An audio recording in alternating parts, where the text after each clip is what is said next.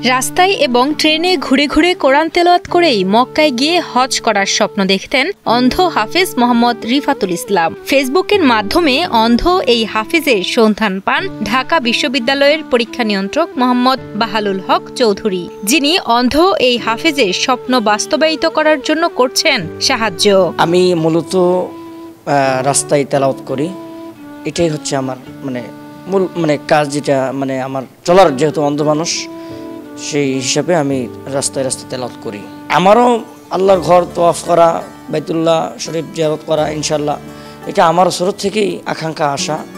আমি ভাবতেও পারি নাই যে আমার মতো একজন নাদান লালাইকে আল্লাহ তাআলা আল্লাহর ঘর জিয়ারত করাবেন, এটা তো আমার কল্পনার বাহিরে। নওগাঁ জেলার ধামুরহাট উপজেলার ২৪ বছর বয়সী অন্ধ হাফেজ মোহাম্মদ রিফাতুল ইসলামের যেখানে নুন আনতে পান্তা ফোড়ই, রাস্তায় রাস্তায় তেলাওয়াত করে কোনো রকমে চলে সংসার, সেখানে হজ করার ইচ্ছে যেন তার কাছে স্বপ্নের মতো।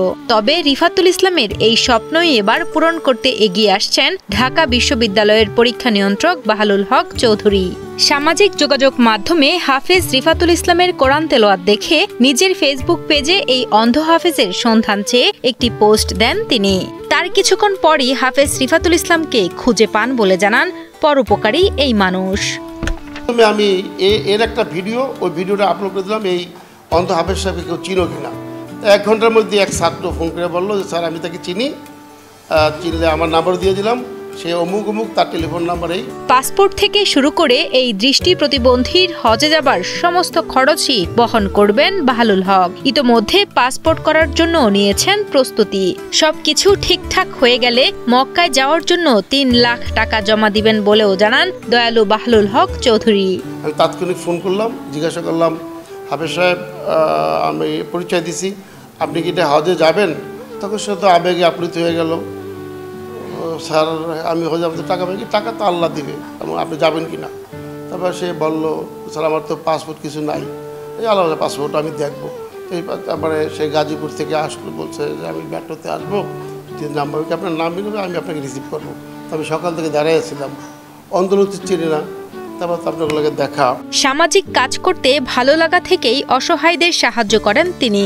এর আগেও গত জুন মাসেও কুড়িগ্রামের দরিদ্র ইনসান আলীকে আর্থিক সহায়তার পাশাপাশি পবিত্র হজ পালনের ব্যবস্থা করে দেন মহৎপ্রাণ এই মানুষ।